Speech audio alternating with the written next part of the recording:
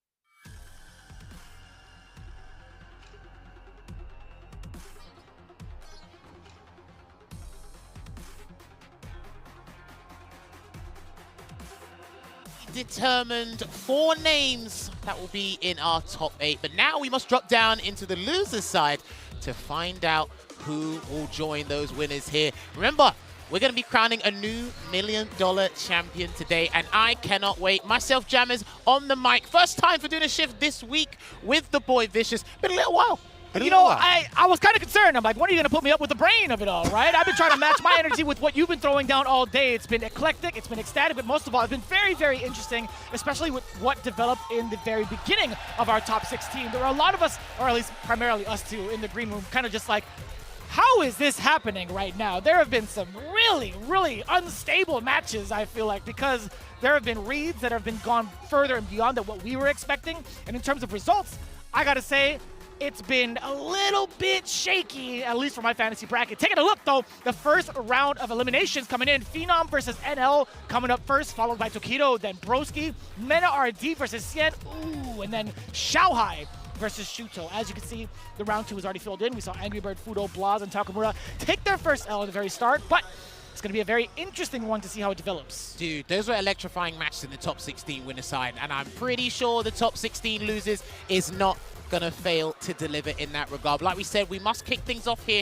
with Phenom going up against Falcons NL. Don't forget, you will be seeing Phenom tomorrow in SFL Championship Sunday, so if he doesn't proceed here into the bracket further, then he still has another chance to go big here. And as you can see it, the Moose representing Norway going up the strength and the pride of Korea. It's been interesting because there has been an array of characters that Phenom has acquired for Capcom Cup, but he's kind of stuck with Cammy, the British espionage, the whole way through, and Falcons NL, he's been sticking with the Goki here.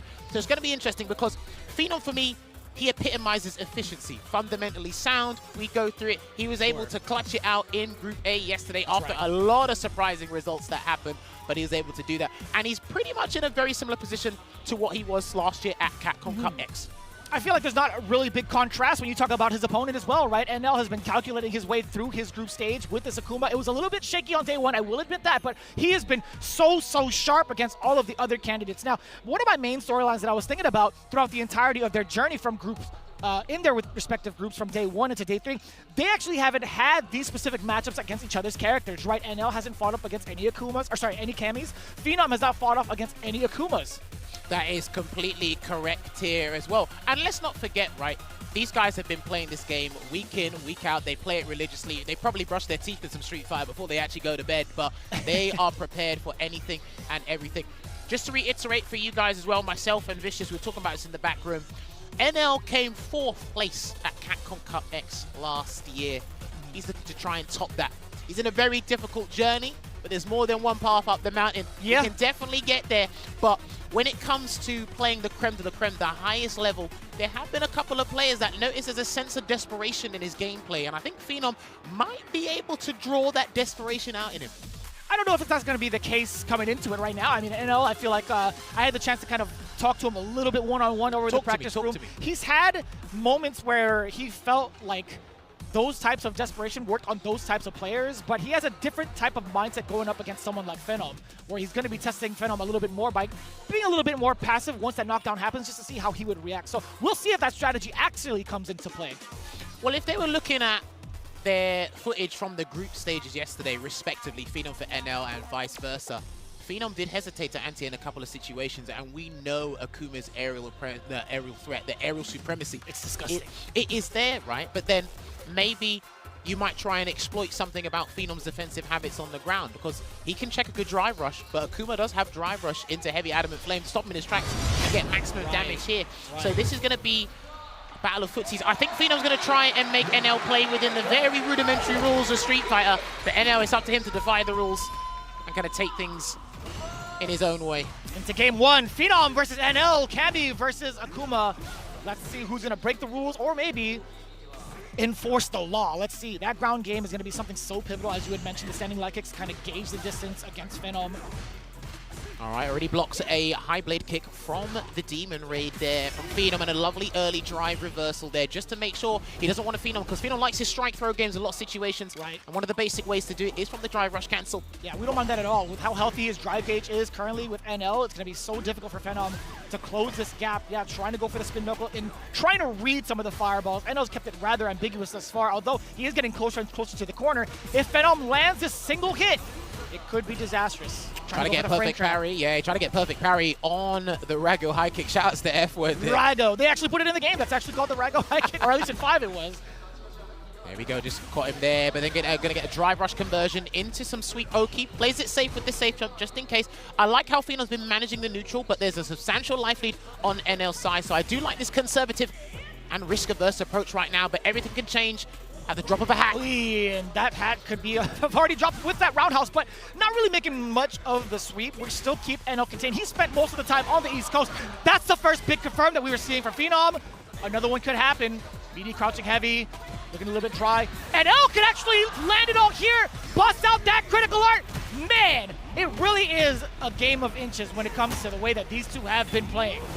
They were highly respected and respectable for a solid 80 seconds. Damn. But then in those last few moments, we started to see massive conversions, as Vicious alluded to.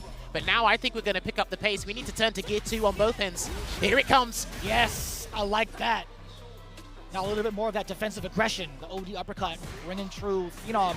But notice how NL has been doing a drive reversal after a drive rush cancel. Now he's done an EXDP, so he's mixing it up. I haven't seen a backdash just yet. Right. We've seen a lot of the high-level guys be doing backdash in certain situations. This is the hooligan, unfortunately. That looked like an execution error. Oh, most definitely. It was a little bit awkward, too, for him to actually answer with the Demon Ray with that hooligan. I have never seen that, so luckily, we don't get to switch sides, but Phenom creating a little bit of extra space away from the corner. Medium kick to Gage. NL not able to advance for free. And I like this counter-poking situation. We have a level 3. It's gonna be spent. Very expensive, but albeit, you need every round.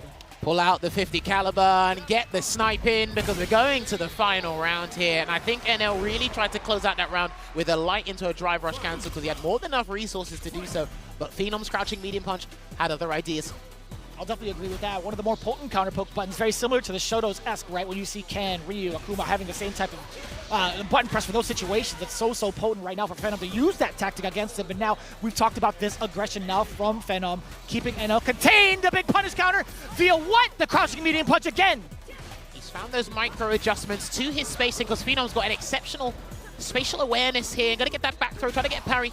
No dice there. Let's see if NL can try and burn him out. Or is he not going to be ravenous just now? He's going to play it safe once again. One heavy punch, and he'll take the game. He's got the resources. Actually, remember what I said before the game started? Yeah, I sure did. I was like, let's see if we can check or try and test Phenom's drive rush check reactions. This is scaring me, man. I mean, like, there's a couple of more fireballs probably in the tank of NL, but Phenom, if he reads it right with a spin knuckle, it is very difficult against Akuma specifically, but it could be so dangerous. One more hit now, especially for NL. I think he wants that perfect parry into a button, because that's much safer than the spin knuckle read, because he doesn't want to get checked. And a lovely anti-air with the Ghost Shoryuken. He will burn him out, and he will clip that stun. And game 1 will be going to the strength of NL here, keeping it nice and simple. And we're going to get the face plant into the sip of Calamity, and we're going to move on to game 2. Destruction and devastation. Yo, NL has been playing a different type of pace here in the top 16. He has been waiting out the timer and forcing Phenom to move more often than not. Well, of course, if you can goad your opponent to do something, and the fireballs, as you mentioned in the first game, they've been doing a lot of work, right? Set the tone, let's set the pace. I want to see if you respond within 3 to 5 business working days, because we need it. We need it to make it work, right? Do not mention 3 to 5 business days ever again. Don't you ever. Don't you ever. I know rephrase that right now. I know exactly why you're saying that. But the way that Phenom's responding, right? There hasn't been any heavy reads. He hasn't done a dive kick over a fireball. He hasn't done a spin knuckle. It's just been perfect parry. NL's been switching up the speed slowly and surely. And Phenom already at a dry gear disadvantage. Oh, a little bit of a off timing there from NL. Yes, I like this too, to confirm yet again. NL actually opting for movement, trying to get out of the corner, eats that meaty. Now the throw, just a single sequence even off of a light. Oh, you're definitely dead off of that. Phenom was so smart to stay grounded, to stay crouching, to catch the recovery of that dive kick as well from that angle. I think if he gets a small life lead and see how NL tries to respond to kind of reduce that deficit, then we start to see the desperation come out. Phenom hasn't forced that out yet. Well, he's going to have to do it in a matter of seconds, I feel like, because NL, he's just been so solid and outpacing Phenom in this grounded game. We have seen a couple of more jumps from the side of Phenom these last couple of instances, but I don't think it's going to be enough at this point in time. Level 1. Wake up spin drive smasher there to give Phenom a lifeline, and he's not going to have a lot of resources to work with, but if you get a couple of sequences and send NL to the corner, he's good. And there's one. Got to watch out for the reversal. He's got to watch out for the reversal, and he did. And he's going to build a killer bee sting. He will burn him out, but NL still has another executive decision to make. He's still alive with the drive gauge. Oh, this is huge still for Phenom. Or sorry, for NL. There's still a dive kick. He still has to worry about that. I think NL's cognizant of anything that can come his way. Vicious. Nothing. the jab check there. Are we going to get burned out? He goes through the fireball. Phenom with the reactions and anticipation of that block string. Not a true block string, by the way, to go into it. The OD uppercut sniping NL. He could have still, NL could have met him midair. His normal after Phenom. Yeah, he definitely could have met him mid-air. I think if NL changed the version of the fireball as well, he could have made that a true block string, but Phenom was going to input the DP anyway, which is completely fine, because you should be doing things like that on defense, and a lovely whip punish into the target combo. We're going to send him straight to the corner with that spiral arrow, and we're starting to see the Ghost Shoryukens on defense. They're starting to fly high, Vicious. Oh no, I didn't mean like that. I did not mean like that. What are you doing, man? BT, here it jinxing comes. him, huh? That's how you feel today. A throw will do it, definitely. And you know what? NL thought the same thing. There you go. These guys, like we said, the backdash is starting to come out here, but Phenom, slowly but surely, finding that rhythm, showing you guys again why he is fundamentally sound and still playing cool, calm, and collected. But NL, the facial expressions are starting to change. A little bit, man. A little bit of a heavier breathing, a little bit of a disdain on his face off of that execution error. I mean, who could really blame him? Fireballs to kind of keep Phenom away yet again. Demon Raid, not going to be enough of a range for Phenom to catch him. It was too shallow of an angle. And then lovely block. I think he sensed that DP 5 seconds in advance, and that will reward him with the rounds. He's going to have to spurge everything. And I thought he could have ended that combo with the DP, but I guess he played it safe there, NL. Run out of juggle points, maybe. Oh, no. Oh, dear. On both ends, a couple of very significant errors. At least it's technically one apiece in regards to those errors. It's evened out, as you can see, round for round, game for game. Hold my beer real quick. I'll show you what a mistake looks like. Either way, final round here. Whoever goes 2-1 up is going to be massive for them mentally. Low forward. Yeah. Just at the edge of that low medium. There you go. Phenom's starting to introduce the dive kicks more because he knows NL, the strategy, he's got the grounded strategy, is exhibiting it really well here. And these guys are going to start taking to the skies real soon. To be fair, it hasn't really been challenged successfully in regards to like the overall stat usage. So I don't mind that era approach. It is getting a little bit more expensive now. Yeah, he's realized, he's got to switch it up. He's got to force something to happen here, Phenom, and he's starting to realize it. NL, being patient, not going to focus on the anti-air because he's too busy trying to look at what Phenom's going to do on the ground. And it came in from a light, too. Being able to perfect parry that is very, very difficult, in my opinion. And that's going to be easy peasy. NL with the level 3 take a sit. Bam! Sit him down. 2 games to 1. And a perfect KO to boot here as well for Falcon's own NL. Now, he's sticking to plan A. If it ain't broke, don't fix it. And we're starting to see the frustration pour out of Phenom in his gameplay here. So he's just going to go back to character select screen. He's not going to change characters, I believe, because he does play Ken. I mean, you know, he's just about to ask for a sidebar. I was going to say, what are the chances, what are the odds of actually switching up to the Shoto? I wouldn't actually even think about trying to do that. I think his Kami is more than effective to face off against any of the Shotos in comparison to switching off to the Ken. For me, it's similar to like the sunk cost fallacy thing, right? He's put too much work and effort into practicing and prepping Kami for the group stages, and he's emerged, right? He was talking to me before about he does regret not training the Bison up because he had an epiphany when he came here with the Reject guys to talk about, playing against the Asian region and their Bisons. Bison is still arguably a top 5. Some of them think he's the best in the game. And he does have a formidable Bison, but he just wasn't ready in time for the group stages. So he's going to stick with the tried and true Kami here. And he's going to have to claw his way back because if he loses this game, he is out of the running. If you were taking a note, though, as to how many jump-ins Phenom had successfully had against NL, and I don't mean, like, actually hitting NL, at least forcing NL to block, right? He didn't get anti-aired outright. I don't mind the strategy of trying to continue onto the air approach, right? I mean, albeit it could be a little bit expensive, and as we can see, Phenom already spending 3 of those bars just to get that cancel to force NL to kind of flinch a little bit.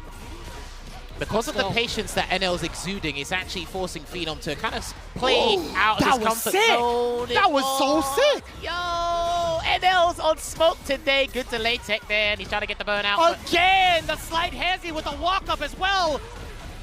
Not enough damage. Uh-oh. Good awareness there with the throw tech from NL, and he's just going to have to do a jump back jab. Beautiful. I love it when that kind of stuff happens, man.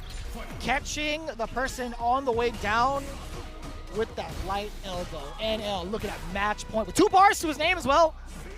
Yeah, but it's just how solid he's been in the neutral and patience, and he's not being dissuaded by Phenom's aggression. Yes, he tried to do it. He tried to do it, and Phenom was ready and waiting, so it means he's going to allow a drive rush to come through next time. too bad. A little bit of business of NL's own being able to throw out that OD uppercut. He's like, I see you, Phenom. You were ready for my adamant fist? Check out the other one from the ground. Fireballs to check him a little bit more.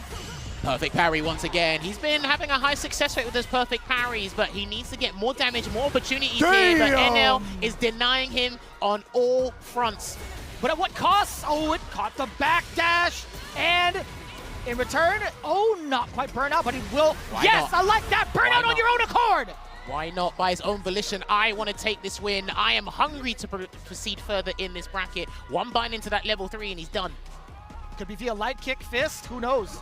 Oh, that's so scary to throw out that crouching medium punch. Still has an anti-ed. NL still has an anti-ed. Oh.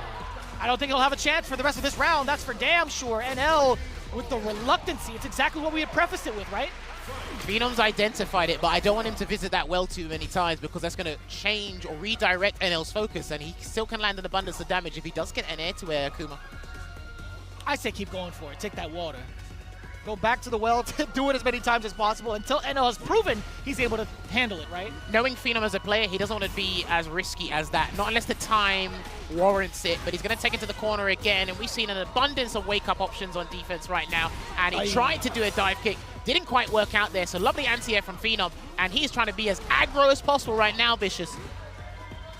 He's going to have to pump the brakes while he's in the corner. He doesn't want to make any sort of mistakes that'll lead into maybe like a big uppercut into a level 3, etc. Especially with how little drive gauge he has left. Just allowing Phenom to get out of there, replenish some drive gauge for the both of them before they commit to something massive. And he didn't get it. That's unfortunate there for NL. I'm telling you, Gammers, just keep doing it, man. Low forward or crouching medium kick, and it will close it out for Phenom, and I think he's looking for it as well. Takes a grab, that's completely fine. Yeah, despite the life deficit and 38 seconds left on the clock, NL's not even going to try to inch forward as much. He's going to try that air approach. He already did it with the Demon Raid. Okay! Very, very courageous, too. You talked about that single hit that could get him into that L. He can't get hit now. He cannot get hit now, Phenom. It cannot be by a heavy. Ooh. It cannot be by a heavy. He's going to cash out. He's going to cash out. We're going to find out what's going to happen. He is going to go into the Delta Red Assault here. I don't know about this one, Jammers. It's a 10% that last hit, so it should take him out. Okay, okay. Good call. Good call. You pulled out the calculator for that one. I saw you. Excellent work. I was a little bit concerned just because of the lights. The amount of lights and cancels into it. Well, since there's a lot of heavy scaling on the light conversion, remember, as soon as you're in the yellow, you're good, but it is Akuma, so there's another caveat there as well that will help out. But I think even Phenom's heart stopped beating just for a second there, just in case, because dropping all your life savings on that and not getting what you want. Oh. Plus, you're in burnout with 0 bars. I know as soon as he gets a string, yeah, no doubt he would have lost that. But repay me in interest, boy. Yeah. Dive kick. I got me thinking about my student loans, brother. We got the aggression coming in now. Again, that dive kick has been paying off dividends. Thus far, any air approach from Phenom has not been challenged. Majority of them, I should say. I like that back heavy kick after the stand medium punch, just in case Phenom tried to backdash to avoid a throw, because there was significant frame advantage there. But Phenom, being resilient, low on drive gauge, but let's see if his drive gauge will become inactive. Oh. No crosscut. Hounding him down, forces the burnout. Phenom tried to bank it on a perfect parry. This is kind of tough too. NL trying to chuck some of the fireballs, just about dead even in life. Almost a fully healthy, greened up NL. Important, very delayed tech. There's the punish counter. Here it comes. Big damage coming through here for NL, and the gauge is not going to come back in time, so he's just going to block it out. There it is. Dive kick. Ooh. Well played there from Phenom with that defensive choice, but NL not being deterred. Needs one sort of conversion. Anything small. EX Fireball still an option if he needs it. Yes, sir! The one that counts! The one that absolutely counts. He was banking on Phenom to take to the skies. The one dive kick that gets disrupted and shattered. Well, it looks like it feels like he's been giving him that false intelligence. I've been allowing you to dive kick. I haven't really been laser focused on your aerial approach. True. So, okay, like you said, let's make it count when it needs to happen. Potential match point here for NL. Takes a grab. It was actually rather fortunate that Phenom actually got the light kick to force the block on NL. Otherwise, he would have gotten that punish counter against him upon landing. But NL side switch on that throw, drive rush, important block on the overhead, and a quick challenge from Phenom. Get off of me. There we go. He has to pile on the pressure now, but Phenom has to be careful not to overexert himself or whiff a normal here, because he's in trouble if he gets hit. Still dangerous territory on both ends, both locked in with a 3 in the super art department. NL needs a singular hit again. I love this patience. I love this respect. There's the anti-air, and that's going to clip because that turns into a 2-frame SA3, and that is going to knock Phenom out of the tournament here. Falcons NL gets a fantastic conversion, and then he will progress deeper into the bracket and closer to the big prize money here at Capcom Cup 11. He was a double agent. He was given false information for his own government. That was actually kind of crazy. Yeah, I mean, if you really kind of just like grasp the idea of like the ground game and seeing Cammy and Akuma on the screen, you would think to yourself, like, you know, Akuma could definitely contest against this if they're not able to catch onto my fireballs, right? So you would automatically think, all right, well, Cammy has the superior, in my opinion, one of the more superior airborne approaches. But NL, again, not having any sort of answers until the very end was just mad impressive. 100%. It's one, having the discipline for it, and also to have the execution. But then let's look at the strategy, right? It started out with just safe pokes, regular fireballs. We saw Phenom reciprocating in a safe manner as well. And then Phenom went, hang on a minute. You haven't anti-aired yet. You're too busy focused on the ground. You're too busy being cognizant of the ground. Let me try and exploit a weakness. He did go to the aerial approach, and he did get away with a couple of dive kicks, but for the most part, they were blocked. Regular jump hits, they were pretty much blocked. But then NL goes, I'm going to keep letting you do that, and I'm going to note that for later in the set for when it actually matters. And like you said, we started to see EXDPs come out. We started to see a regular reverse come out. And then just to close it out, the cherry on top of the cake, we did see that DP into level 3 there. So honestly, this was a fantastic set to kick things off in this top 16 losers side. Beautifully well played from NL, surviving another round of the onslaught here that is Capcom Cup. These guys, again, so bloodthirsty. But Phenom had some really brilliant choices as well, knowing when NL would try to advance forward and try to get those sneaky frame traps by those little micro steps. And it happens a lot, right? You see the character kind of move forward, you're so tempted to press a button. I think Phenom in general had a pretty decent time trying to stop NL, but to the point where you get locked down for so long, it's like, all right, I have to try to take to this guy's yet again. But NL having the proper answer for him, and he was just as deadly. You see that level 3 locked in, it's like, man, should I even try to jump here? Either way, who could really tell? NL will progress into the losers side, round 2 of the top 16, where he'll go up against Angry Bird. But now we got dropped down into another match of the round 1 losers side, where it's going to be hometown hero, role model, in Japan, internationally, the murder face. He is going to be going up against the remaining UK representative here. Heck, the only UK representative, if you want to exclude Lex from this equation just for a minute. It will be Broski, the great capybara. He's had a fantastic time. A little bit of fluctuating results during the group stages, but listen, he's calmed down. I've had a chat with him. He's enjoying his time out here as well, and he's ready for this, man. He's ready. Just to kind of like harp in on the amount of Kens he has to play over in the UK or just the scene in general, can you give us a little bit of a breakdown of who you think he's been practicing against to get himself prepared for the club? I think he just you see most of the practice happening on his stream. There's a lot of image training, there's a lot of theory crafting. I know when he is on stream at home, he will face guys like Masalu. Shouts to Masalu back at home. Shoryu Sengan, Takamura. Shoryu Sengan. You know, Phenom when he picks up the Ken before he starts downplaying him, but it's all there, right? These two players are fan favorites in their own right, and I'm pretty sure they're going to garner even more fans by the end of this set here. Now, one of the conversations we had backstage, obviously highlighting this particular matchup, Tokido facing off against an Aki, a character specialist, Broski Aki, I should say. He's had this type of experience with Hikaru, right? I don't know how often they got to play outside of Street Fighter League because they didn't get to intertwine in their paths, but I'd imagine they had that one-on-one, they've had that time to theory craft as well. But in your opinion, how do you feel Tokido going up against this particular matchup is going to be different? Well, Run Shoryuken plays a massive role in this matchup. It avoids the Nightshade Pulse, it can get past or with punish a Light Serpent Lash hit, it can help out with certain things. So Broski has to be very attentive towards his spacing. But then when you get trapped in the corner as Aki, it is incredibly difficult to try and get out outside of that hop just there.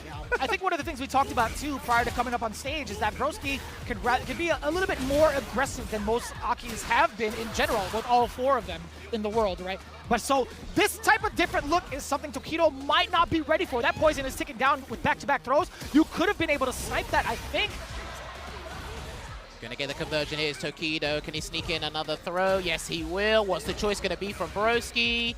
And he takes another grab. And I promise you, I am hoping his personal opinion on Ken doesn't get the better of him and psych him out here, because again, we talked about it. Drive Rush is an integral part of Aki's gameplay. Massive frame advantage. She's been going from strength to strength as a character, and he is one of the most intricate and optimal Akis we will see in this game's lifespan. Oh, that is a beautiful call out against the Nightshade Pulse, knowing full well it wasn't going to be fast enough. Shipujin right, spinning that level 2 already. Tokido to the roundhouse. Yo, he just got clipped by the standing fierce right in the face. This is a target combo conversion there, unfortunately. Out of And there. does the Venomous Fang to get out? He tried to slip back in. Oh. No Blocked. way. That looks like it was blocked. And there you have it. Dragon Lash Flame gonna close out the first game. Started the punish with a run into an overhead there. Never seen that combo starter, but that's actually a pretty good thing. But it shows you how locked in the Murderface is right now. He wants this on home turf. Cruel fate. A little bit of a shaky start here for Broski. You know, at one game, the anti-air still intact with the crouching roundhouse. So active with Broski. Let's see if he can stop some of the drive rush approaches. I feel like from that close, it's very, very difficult to call. Ooh. Yeah, punish counter, you do get the juggle into the whip. It looks like Broski's going to be a little bit more stubborn, a little bit more obstinate with those throws, just to pile it on. And if Tokido keeps teching, there's going to be a lot of defensive conditioning that's going to be exploited later. Perfect parry. Can he get the grab? Yes, he will. Oh, neutral jump instead of a forward jump. I like that because he was probably going to get anti-aired, and Broski looked like he was ready for it. But this is going to be massive here for Tokido. Chases him down once again. He knew it. He was willing to double up on that drive rush just to get that burnout against Broski. You can see him. He's getting that crouching roundhouse ready just in case Tokido wants to advance forward and also have a level 1 behind it. Ooh. Good discipline, good discipline. And he's going to close out the game there a little bit too gung-ho. Was Tokido trying to force Broski to react in some way, shape, or form so he could clip him with a punish counter drive impact. But he takes that round in game 2. I definitely choked on my spit when I saw the roundhouse. I thought it was going to whiff. I genuinely thought it was going to whiff. I'm not going to lie to you. Well, one thing I like that Tokido's doing thus far, great conversion into the heavy serpent lash there, and another throw tech. Tokido's got to be careful, man. Oh, because Tokido's of the got to Venomous be Fang! careful, man. Exactly that. He wasn't allowed to throw that fireball. He was still in that poison state. Safe jump, and now the barrage coming in from Broski. He is going to get that roundhouse. Luckily enough, it wasn't a serpent lash anti-air. He wants roundhouse into level 3. That's what he's trying to check before, but he's going to get a different conversion into the claws of Yazi, and we're going to get a 1-1 here as the scoreline in this best of 5. Building up that magnum opus, Broski. 2 rounds straight with a significant comeback against Tokido. 1-1. I know the crowd's loving them some Aki as well. They don't get to see that character too often. Hey man, this is a character that's probably reserved for the loyalists and the specialists in Street Fighter 6, and boy, are we looking at one of the finest we'll see, as I said before. I think overall she's got the most sauce, man. She is so cool by design and also aesthetics. Yeah, what? As An well. amalgamation of Fang and Gil from Street Fighter 5?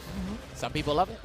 Oh, get him out of there. And not too bad. Crouching heavy punch. Didn't have to suffer the mix afterwards too badly. Dude, these guys, it's just battle of raw drive rush and who's more stubborn with it, because right now Tokido's got a substantial life lead here to work with. Drive rush again. That's the first check we've seen from Broski. Cool, and it caught, yo, that caught him in time? What? I didn't think so either, to be honest. down. Yeah, that sharp angle doesn't catch Ken's hurtbox in that way. But he wanted to catch Tokido teching. That's what he really wanted there, Broski, and he didn't bite there, Tokido. One straight hit will do the trick. Yep, got the circuit lash. The command grab is there. Look at the extra damage on top. All right, gets a grab again. Tokido, what's the choice going to be? Because if he rushes in again, and oh, good jump away. Oh, he reacted with his own fireball, or was it preemptive? What do you think? I think he was going to come in regardless because of just how aggressive and tense that situation was. But Tokido is making sure Broski is on his toes 9 times out of 10 in this set thus far. He's making sure Broski reacts to things as much as possible, make him alert and divert his attention from what he really wants to do. Oy, Jesus, a barrage of damage going into Broski. Pretty close to getting burnt out as well. Extra damage on, oh no, I lied. No anti-air. What in the world just happened? I got smoked too. Anybody in the chat said they would have blocked that? Ain't no way. That was like a 4-frame rollback delay from Broski's end. I'm actually not sure what he was expecting. Maybe he was expecting an empty jump to come and happen there, but he just got clipped. And he did a lot of approval there, so he has to kind of shake this one off. But Tokido 2-1 up in this set here and opens the game up with a Nightshade Pulse. Oh yeah, Tokido's gonna throw him off now. Runs, drive rush into stand light punch. Oh, he is dancing. He is shimmying right in front of Broski as well. We're just hoping we don't get to have a big whiff punish against him, but Tokido with how great he is with his control in the corner and the reads he's had on Broski thus far, Yes. yeah, that's going to be huge. That was meticulous spacing there outside of the light serpent rash range. I'm not sure if exactly that's what he was looking for, but hey, he got the punish and he's locked Broski down in the corner before the positional advantage was switched up. Oh, man. Is that the first one we've seen thus far from Tokido? Hey, man, he's been unpredictable 9 times out of 10 in this match, Tokido, and Broski's trying to play catch-up here. Second best in most departments. Good block on the overhead.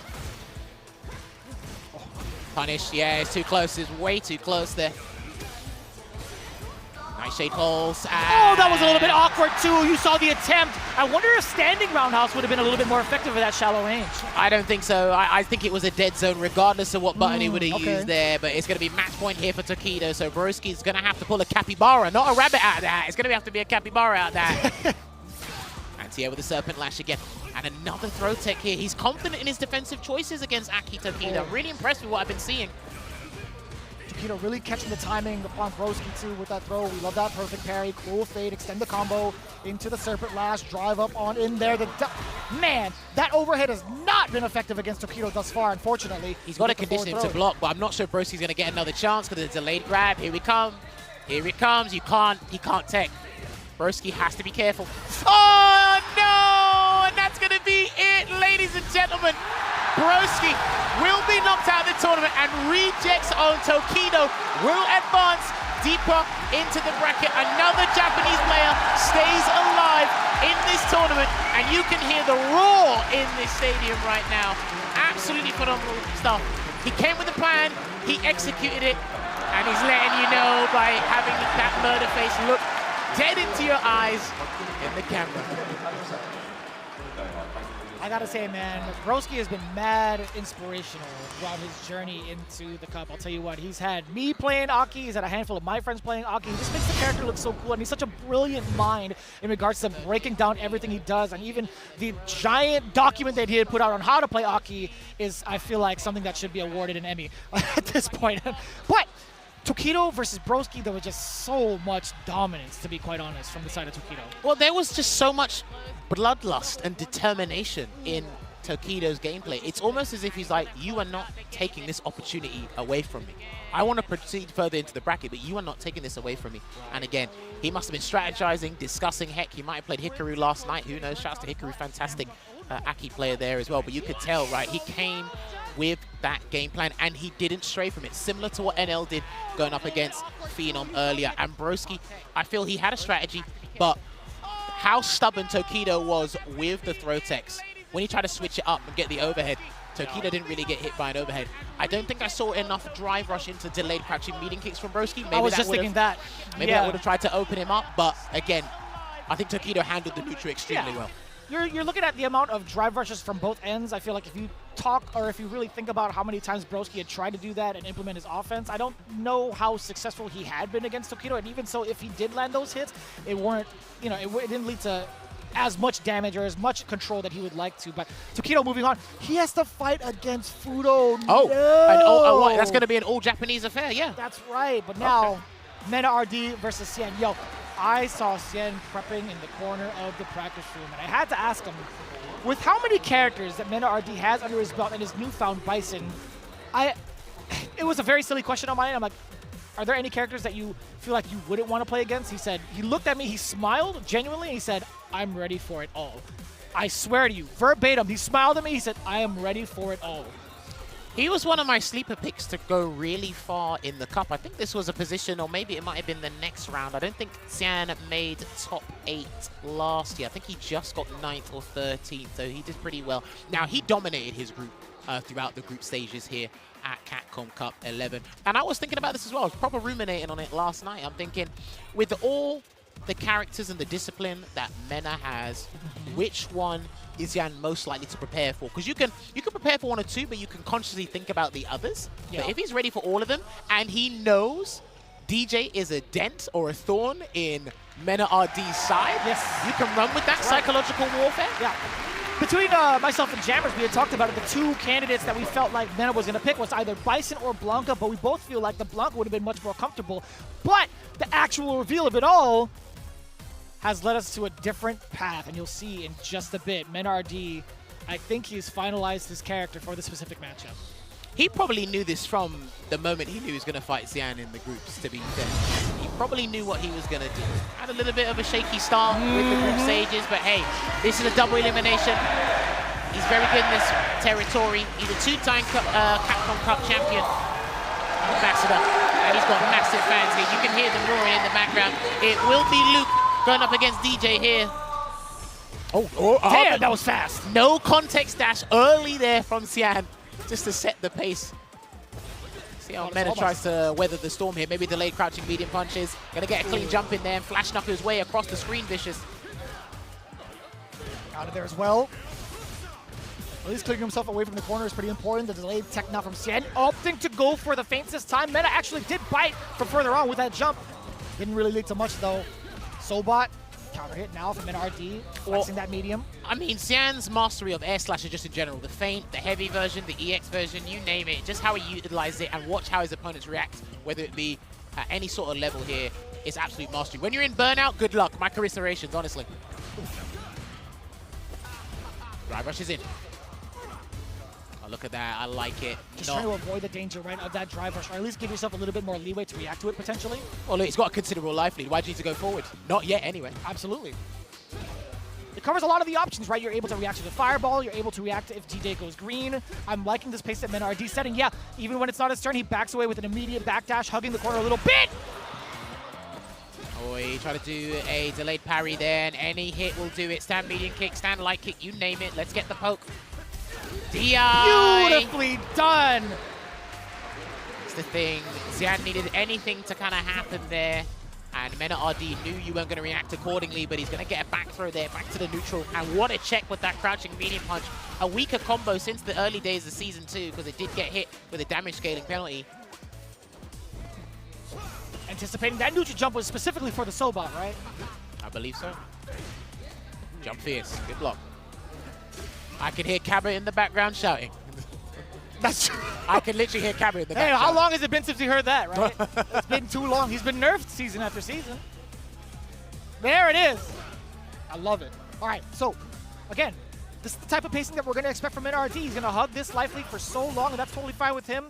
A couple of fireballs from this distance. He doesn't mind it. The perfect parry, too, can kind of keep Xian in check. If he perfect parries, maybe drive rushes forward, but that's only if he really needs to. I think that's going to be saved for the very last of the rounds. Well, he's playing at the air slasher range, so nothing else from here outside of a no-context drive rush will help him, but Sandblaster is more than capable of handling this situation right 100%. now. But they're up close. And Mena RD is going to force an action here, and if he gets the next hit, he should be able to close out this game one. Oh, Xian's taking a little bit more liberties with steps. Within crouch medium range, possibly. There it is. Okay. He's alive. Burn him out. He's got to burn him out here, and he's going to cancel into the weekend festival. Now, that actually, I'm not sure if that's going to burn him out, because sometimes checking it out. Let's find out. He's got a pixel. There's the pixel right there. Good call there from Vicious, but the air slasher did the trick anyway. Man, he brought the Filipino out of me. I flinched so hard. If Mena RD lands some of these big significant hits, Xian would be out of there. But to the corner. I like this burnout sequence too. This is what I was talking about with his pressure. Oh, hang on a minute. He's going to get his gauge back, fully recovered and open for business. Oh, no, he's in burnout, but he can hug the corner. Or so we thought. Mena RD letting the guns fly. OD Sandblaster on the follow-up through. Now that was very tense because more times than not, we were having a face-off, an absolute stare down in the neutral before we had to actually drop the hat and speed things up here. And yeah, Xian not technically beating himself up by the way he's looking at it. Just a deep breath. I think it was just a little bit overexertion, but again, when he wanted to try and force something to happen, the life lead was already massively in Mena RD's favor. Yep. And when these guys smell that bloodlust or that impatience for you to try and pick up the pace, it makes it all the more easier to snuff out specific options, which we did see Mena RD do before. Does Mena RD stick to that exact game plan if he manages to keep that life lead? We're going to find out. Xian, however, I want to see if he's going to be willing to play that aggressive game to force the issue against Mena RD and establish a life lead of his own for the very first time in this set. It is only game 2 after all. Let's see what the adaptations are. Nice standing medium kick there. That's a button you seldom see with DJ, and it's going to get a knee hop. Now we see the aggression with a slight deficit from Mena RD. Ooh. Fighting within the medium range, exactly where Xian wants you to be. That roundhouse being able to clip the normal from Mena RD. And he tried to run away, but the meaty roundhouse got him, but he couldn't get the charge flash knuckle in time. Great defense here, not flinching with the throw tech is Xian, but one drive rush cancel from either of these guys should close out the round, and they were looking for it, and Mena moves out of the way, gets that whiff punish, and will close out that round with the rising uppercut. And it was looking so well for Xian right out the gate. The aggression coming in with the drive rush from NRD and the throw, a big punish counter. I think there's a range Mena's found where if Xian goes to the crouching medium punch, because it doesn't really move DJ forward. To get that trade combo, back-to-back crouching medium punches, forward throw now. What's the mix? Dash up, medium block successfully, still under pressure. And just like that, gets himself out of jail. Or so we thought. You were on parole, breaking the law yet again. Keep him in the cell. And he's going to go for the greatest Sobat here, and it's not going to get the round, but he can still chip him out with the medium Sobat there. And I love that sequence from Xian. Really trying to keep himself in this fight here and make it as close as possible. Make your opponent work for these wins, man.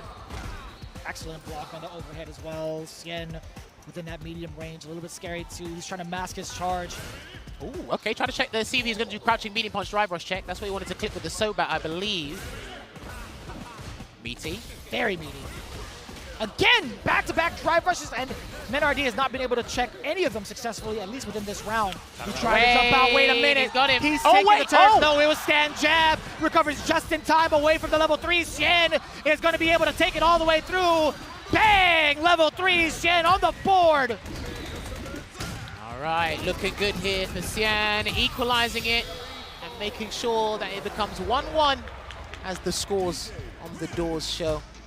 Now, I actually wasn't sure. I thought that was actually a standing medium punch he threw out there, Xian, but it did look like a stand light punch, as he said. And Pale Rider does have, I think it's like 10 or 11 frame startup, so you should be able to recover in time, especially if you've got a slight bit of frame advantage as well. Oh, yeah, especially after OD Slasher, for damn sure. Oh, no. Uh-oh. Damn, look at the damage already from that crouching Fierce. And the corner carry out of control. To the safe jump as well, and another delayed grab. And then another one here from Xian, and he blocks the rising uppercut again, and a perfect on the board. Again, a lot of these guys have had to take throws and make the executive decision. Do I wake up, or do I take that fourth throw? Yep. That was Xian definitely pressing the issue, making the right calculated maneuvers, blocking correctly against the OD uppercuts. Good defense, yes, and I like that. There's an angle where if he does the jackknife maximum, it's going to go the wrong way, and then Mena can chase him down. I've seen a couple of players try to exploit that about Xian, but he's just blocking and taking the sequence. Yep. Second time we've seen that happen, but now NRD could spend the bar to dish out the rest of the damage. Level 2. All right, it's going to be a Razor that should close this one out here for Mena. Bam! Very expensive, albeit, but Xian having fully stocked SA is going to be a little bit problematic, wouldn't you think? I mean, he could go for an early life lead if he wants to, but the way he's been navigating neutral, it hasn't needed to be warranted there. And again, being a little bit stubborn with those jumps there. Drive rush in, nice clip with the back heavy kick. Just within range, too. Yeah, see? He's just not charging. Yeah. Or he's not releasing the jackknife maximum. He's going to get a punish there. That was a tenuous punish, but he's going to make up for it with a conversion into the weekend festival. And he's going to try and recuperate as much drive gauge as possible here because he isn't burnt out, but Mena is close to being burnt out here. These guys are going to fight tooth and nail. Oh, no! Still pretty huge. Xian also, while on offense, he has a life lead. He's going to get his drive gauge back. NRD looking rather dry. Yellow all across the board. He's hugging the corners. He's out again. He hasn't tried to do anything, and the Vulcan Blast will keep Xian boxed in that corner. And a good jump. Oh no! He grabbed hot air. That's not looking too good, and he didn't get the conversion. Oh no, this is looking a bit scrambly, but Xian takes it there. That was a couple of seconds of spaghetti gameplay, but that does happen, especially in an environment like this, because again, whoever loses this is going home. So you're going to feel those tense vibes. I was way too close for comfort. Xian whiffing the grab, NRD getting that sequence, and then dropping the knuckle, the flash knuckle at that, excuse me. Man, oh, man. Dude, I've been saying this from Street Fighter 5, right? In these high-octane environments, when you have to play Luke and get a perfect flash knuckle to get, like, the wall bounces and stuff, that can throw you off a little bit. I know these guys are the creme de la creme, but sometimes that can just throw a guy off. It happens to the best, without a doubt. Yeah, it happens to the best of us, that is for sure. NRD sticking to his guns. It's going to be Luke. He believes in this strategy, man, and I think this is probably the best pick he has out of all the characters he has in the roster, right? Oh, the overhead does find success. That's the first time we've seen the walk back check with the sweep. Yeah, and he's not even trying to mask his charge as much, right? You can still see him pivoting forward a little bit from Xian. Could have picked up a juggle there from that drive rush jab against a flowing opponent, but I don't think he was quite ready for it. I like that angle too, when you see the shallow jump, just using Fierce to kind of get yourself out of the way and clear up the space. There we go, forward throw again. A little emphasis on the throw, huh? Oh, he tried. That was mad unfortunate. The angle just was not right enough for the sweep pickup from the side of Xian. He had the right idea there, but very fortuitous for Mena, and he waited for any sort of option. A backdash came, and a delayed crouching medium punch punishes there. So he's looking to try and equalize it in this losers round 1 in the top 16. Air slashes in. It's too intense. It's way too intense to call. Xian trying to scooch on in there. Just get caught moving, a great conversion. And I like him using the light kick because of the ranges. That's plus enough to get that mix. Off of the target combo, the exchange. Back to neutral. I like that he's just walking in, no arbitrary drive rush. He's not trying to do air slasher into a drive rush behind it. He needs to preserve as much drive gauge as possible. There we go. Caught the check. And that's going to be the game, I think. If he builds the bar and does the whole conversion, but he is close to the corner. All right, Hail Rider working its magic. Let's find out if that final hit does it. I think he might still be alive. Oh! You went against your own rule, Jammers. I was actually surprised you let it rip with that statement towards the end. Well, he started it with crouch medium kick, right? Yeah, he did. Actually... Was it crouch medium kick? I think it was. Perhaps. Hey, it's 2 apiece regardless. Mena's the one who needs the result. We're the backup dancers. Trying to close out space. Nice. Oh, that was a little bit awkward. Whoa. Wait, where did he go? I mean, that would have been great if, Mena RD decided to throw tech and Xian had the proper punish. Well, I mean, he saved it for later. He doesn't get it this time. Forward throw.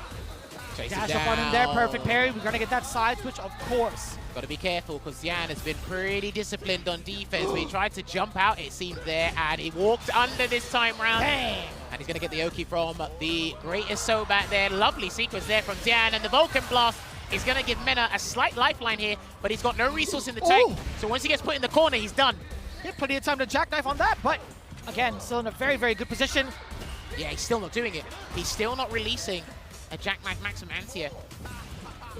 Good movement here. So elusive is Mena RD +2 on block, and he's going to get hit by another Vulcan Blast. Oh, no. And the drive gauge is back. He may be able to steal this round. EX projectiles are still there. They are still there for both of them. And a throw tech there as well. Disciplined! And a stray right hook took that for Xian. I need a heartbeat monitor for these guys, man. I need to find out what they're feeling in this moment right now. Xian maintaining his tenacity, making sure his strategy goes his way. Oh! That is the first big jump that we've seen from the knee bazooka. That's not guile, excuse me. Jumping knee, whatever. Forward throw now. This is not good. Mena hasn't got any super to work with either. He still has a rising rocket to work with, but drive rushes in for the trade. Not looking good for Mena. Excellent call out against the feint. Dude, the temerity to do that right now, he needs this, man. Mena needs a clean jump or something. Oh, almost got the clean jump. He's still trying to press the issue here, Vicious. Xian has not been able to, or sorry, not susceptible to any of the jumps. This might be it. He dropped it. It was too far.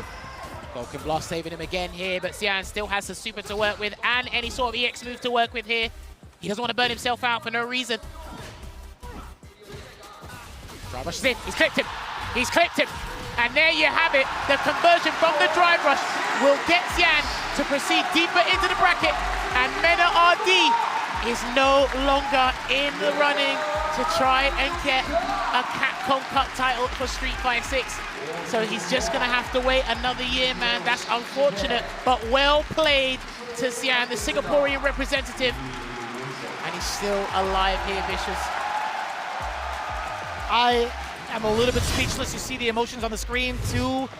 What could have happened if Mena RD had progressed, but on the upside, again, Xian making it further into this very big run that he's had. amazing performances throughout his group stages, and now taking down one of the most intimidating opponents that he could ever face. Hey man, intimidating is the correct word for the strongest ball, and you know what? I love the way Mena was able to handle burnout and somehow find a way to get out of a perilous situation, whether it be via Super Art 1 or some other way, get the dry gauge back, and then EX Sandblaster or some other move is saving him from trouble. Because again, these have been nail-biting sets we've seen thus far, but then it's just that one straight hit. It's when you're like, I'm not in panic mode, but I need a little bit more space to work with and reassess the neutral. That is when the opponent is taking advantage of that and getting a full conversion. And that's happened, I think, at least 1 or 2 times per game, right? Just taking a look at that. But there were a few moments where I feel like Cien had the right choices on offense to kind of kick back just a little bit and force the big errors against MinRD. But what I'm most impressed by is him not kind of like faltering anytime MinRD did get a big jump in on him, right? Making sure that he clears the space rather than trying to prioritize the anti-air and reset that situation. See, and because it went down to 3-2, that last game could have been anyone's game, dude. And that straight stand medium punch they're working out. One thing I like that Mena tried to exploit was Cien didn't really tech on defense, but also, like I said, and I repeated it numerous times, when you jump at a certain angle, he is not trying to do jackknife max man. Not at all. He's just going to block, or he's going to try and walk under, which he got a couple of walk under punish counters. He actually got like a fierce and then backdash, or actually no, he did like a sway to like a backdash or whatever it was, and it was weird. It was very awkward, but I mean, like that was like a single instance. But no, I agree with you, right? He's had the right ideas of what to do when a jump in does happen, because he's been mad susceptible throughout the entirety of his matches. If you had seen and followed his progress in the Capcom Pro Tour, that's one of the banes of his existence if you catch those sharp angles. And I feel like, to be fair, it happens to a lot of the DJ players, and they haven't had that kind of answer. Cien, though, being the mad scientist that he is, he's found a way to get around that. Well, speaking of, you're going to see the last match of top 16 of round 1 here with the King of China in Zhao Hai going up against the Asura. One of the better top 16 intros we saw earlier in the show with Shuto. And he did qualify via CPT Singapore, right? And just to let you know, we do see a Bison on screen, so it looks like that's what Zhao Hai might lock in at the start of this first of 3. But Shuto, to get to that winner's final, he had to fight like 3 or 4 Bisons on the way there, so he's well versed in this matchup, I gotta say. I mean, if there's anything that we've seen from day 1, 2, and 3, Zhao Hai has 3 other characters to exercise if he needs to, right? The Bison could be one of them, Cammy as well. He's shown off the Mai, and he could do the Akuma Mirror match if he's feeling confident enough, or he has a solid read against Shuto. But Shuto, if you're looking at it, he has 3 of those 4 under wraps, right? He's had so many different training partners. He's also in a generation of very high-leveled character specialists with that in mind. But Mai just might be the outlier if need be, and I'm very, very interested to see if that comes out. Well, Zhao Hai, I think he said earlier in the week that he actually praises the character pretty highly. Thinking that a top 5, maybe a top 3. Like, yeah. I don't particularly think, personal experience, I don't think Akuma's a good matchup for Mai. I think it's a little bit annoying, but obviously the character's just come out. We need a little bit more time for the character to marinate and flesh things out. But hey, listen, Zhao Hai is your EWC champion. He, I wouldn't say put it on the map, but I think he made people reconsider certain character combinations. We saw it in Season 1 with Mena RD, with the Luke and the Blanca. Yeah. In Season 2, probably the most prominent pairing was Bison and Ken, because when you saw him do it, you're like, hang on, he might be onto something here. That's right, and he's been a veteran of a multitude of different games where you have to balance multiple characters in a moment's notice, right? Being able to manage 3 at a time is what he's been doing since he was a kid, quite literally, right? So I think he'll be just fine being able to exercise all of these options if need be. It's really up to Shuto to manage them all, and it's so wild too. Technically, he has another character under his belt, which is Marisa. Hasn't really had that type of limelight throughout the entirety of this season in particular, but mind you, he did start off with Modern Marisa, if you guys remember that. But for me, it's the character journey from the start of Season 2 till now, investing, really sinking in that time and, you know, meshing with Akuma's toolset, trying to utilize everything that was there. Look, we all got hoodwinked by Tokido and thought he was going to pick Akuma for a little bit, but he stuck with the Ken. But that allows new rising stars to come through, and I have been thoroughly impressed by what this man Shuto has been doing throughout the past couple months with the Akuma. Obviously, as before, we've spoken about this time and time again. Logan highlights the stand light kick and the stand light punch usage. I like his aerial approach. I like how he uses Demon Fit after certain fireball situations. Yeah, it's all there, man. He knows how to utilize the Swiss Army knife, as people like to call it. I'm still stuck on Shuto's beginning journey with SFL, with Goki, or Akuma, excuse me, him trying to take advantage of the Demon Raid all the time. He was so obsessed with that move, it looked like. But here we go. Xiaohai versus Shuto. Game 1. Bison is the choice for Xiaohai. Shuto trying to manage it with the Akuma pick. Oh, that's a punish right off rip there. That was a poorly spaced light knee press there. And here it is. The momentum's coming in. Unfortunately, he didn't get... I'm not sure what that was. I said light kick, but I'm not sure he wanted a tatsu or something there. Not sure that would have worked, but with punish. Beautiful. Nice buffer, actually. Like how often, I mean, buffer or not, it still happened to catch Bison's medium kick, which is kind of like crazy to think about. It's such a great tool to kind of space out the opponent. It's also a great tool in the footsie department. Ooh, okay. That was interesting. I like that. He was cognizant, had that situational awareness that the stand like it will whiff, and maybe Xiaohai try and clip that. So instead, let me throw a bigger button, and you won't expect this one. A lot of startup on that forward fierce. Try to catch him second. No dice there, but he's going to put him in the corner anyway. And he's going to go for the Tatsu ender here, Vicious. Yes, sir. Punishing the parry. Dash up on in there. Back-to-back throws. Another one will be... Ooh. Would have been enough. Xiaohai knew it. Catches it low this time. Shuto has the bomb on him. An important tech at that. He gets the chill back. Overhead does get blocked. You saw the perfect parry yet again. Not too bad. It could have been far worse if it was a raw hit, but he's getting thrown up. He might be able to pilfer this round, and he's going to get another grab. Shuto still has a choice to make, and he made the correct choice. The pop-off immediately afterwards. Do you know what I've noticed, especially with the Japanese Akumas when they go up against Bison, is when you drop that Psycho Mine on them, they are not afraid to DP and let you know what's up. They'll let you know what the 4-1-1 is on defense. Now, while he had it the first time, he was big chilling, right? He was like, you know what, I'd much rather try to go for the parry, and if I get thrown, so be it, right? I think the risk-reward behind either would have been so much better for Shuto, but yeah, I think it was he's played it excellently with the bomb on him. All I'm saying is, when I do the back fist combo, I'm negotiating 60%. If you want to shake my hand for 60%, let's do it. Well, that's exactly why he's holding parry, right?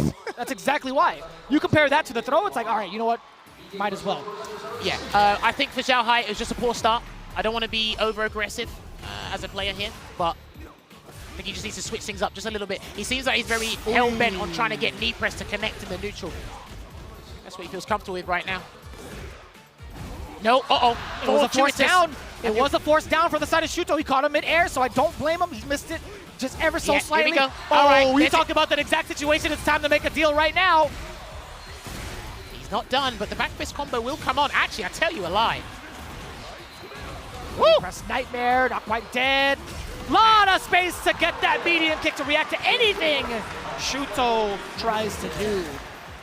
I noticed how Shuto didn't pop off when the DP didn't work. I mean, strange, isn't it? It didn't kill, so I mean, like, why would he, right? The game's still on. Oh, boy.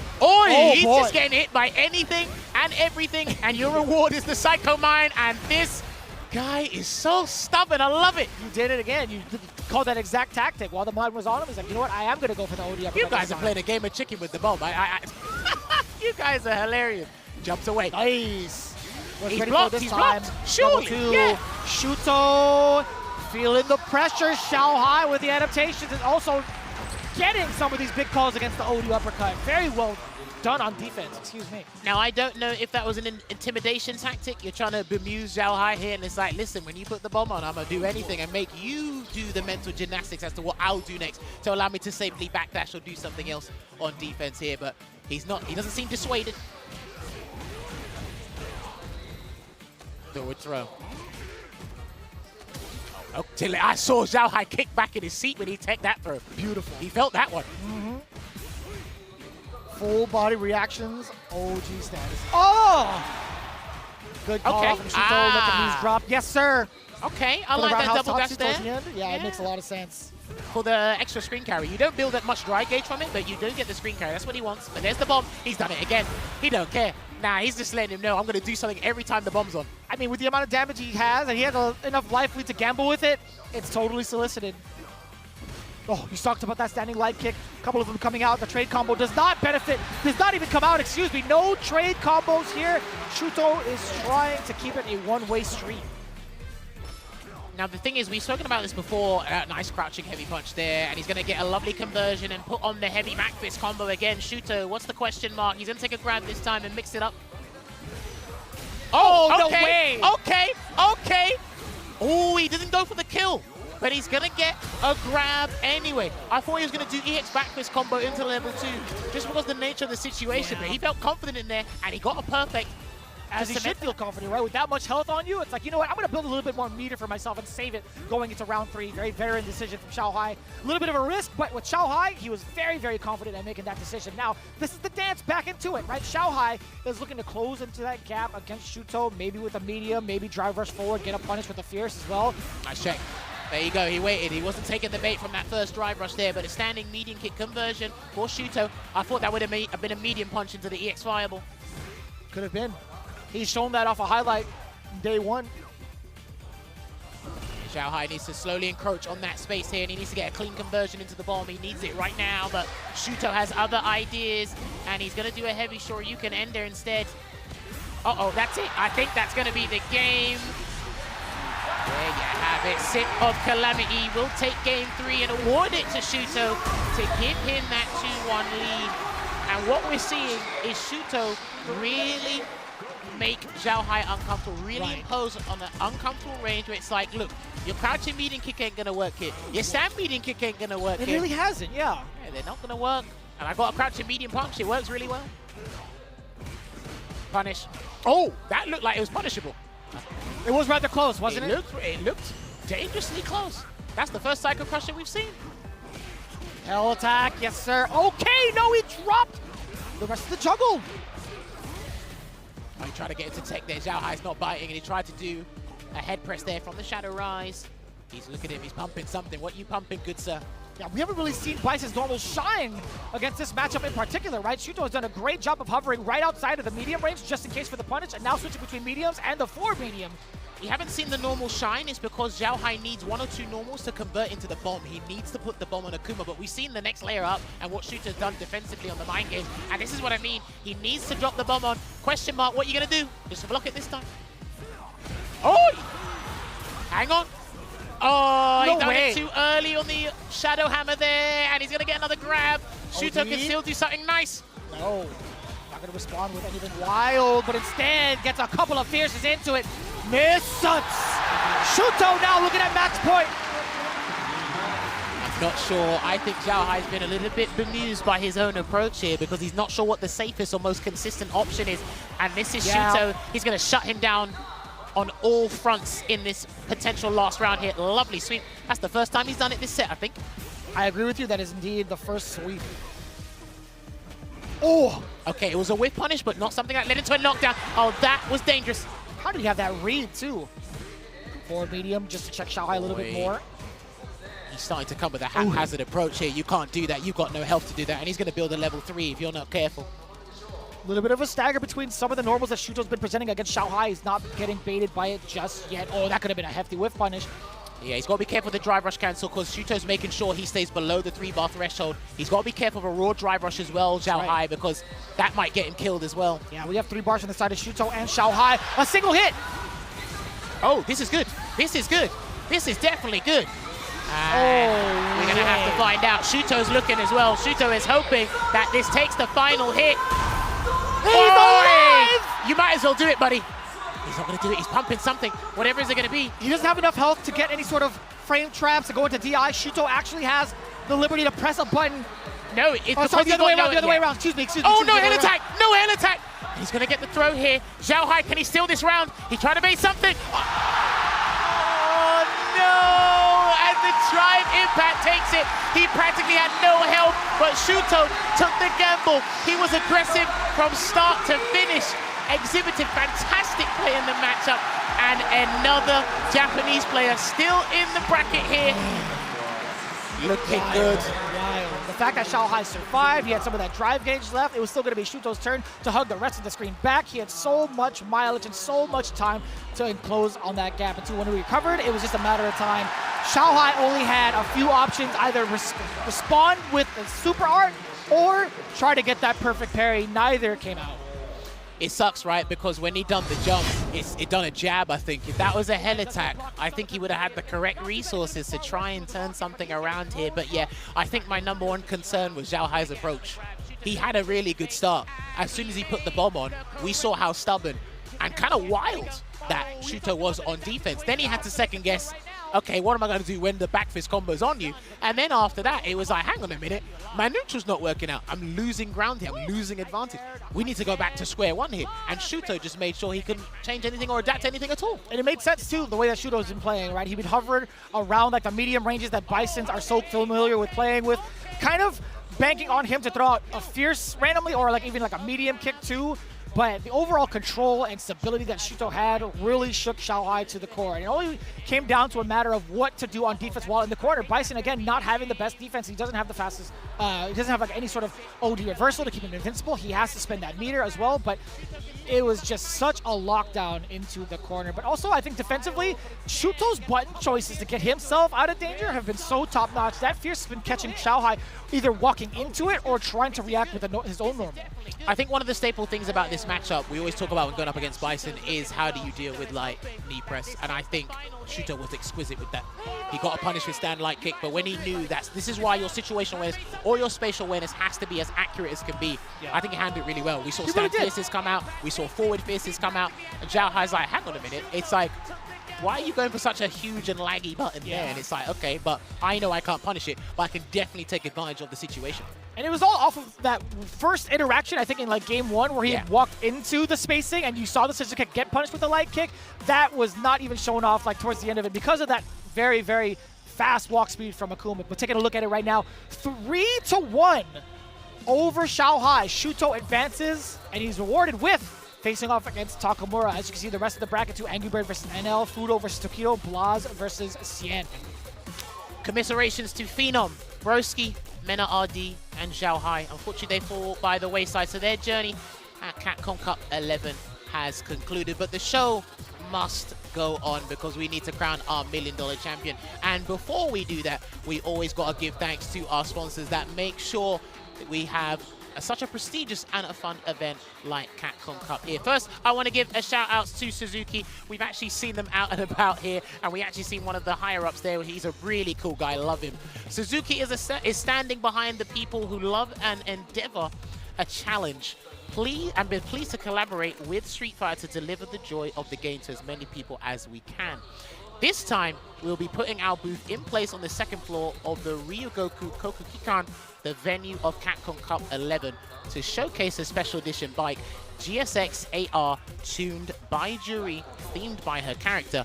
And you can check this out at the Suzuki official SNS. Myself and Vicious have actually taken pictures of it. We actually saw Ryan Hart take a picture of it as well. So check it out if you do get time, if you're actually at the venue here live.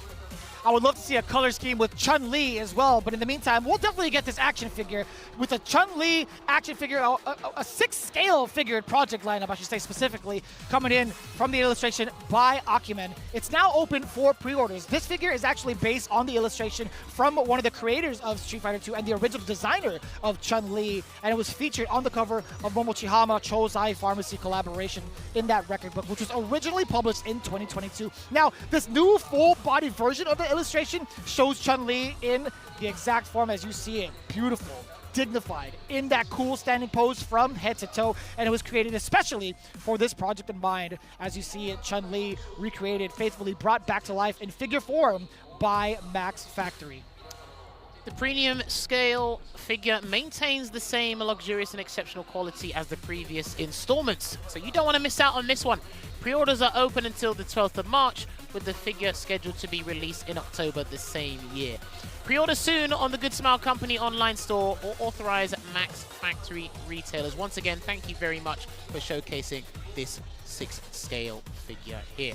Well, listen, those first rounds of winners and losers of the top 16 have been crazy, but listen, we still need to flesh out a top 8. We're getting closer to the grand prize. We still got to make sure to reintroduce the level, sorry, the round 2 of the losers bracket just in case. Yeah, we have to make sure that you guys see it a little bit more.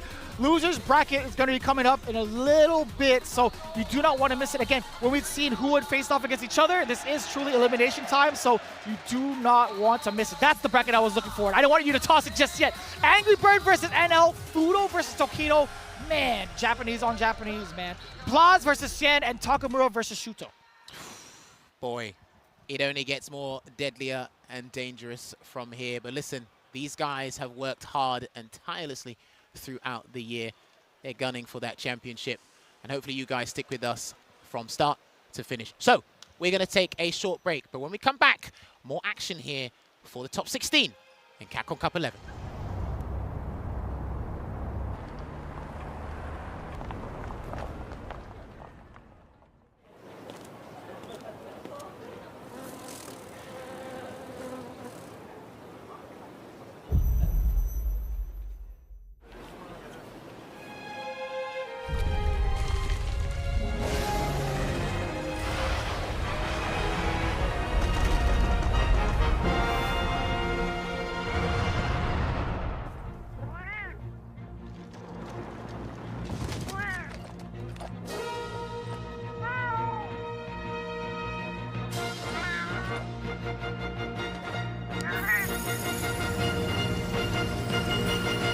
Where dreams become reality.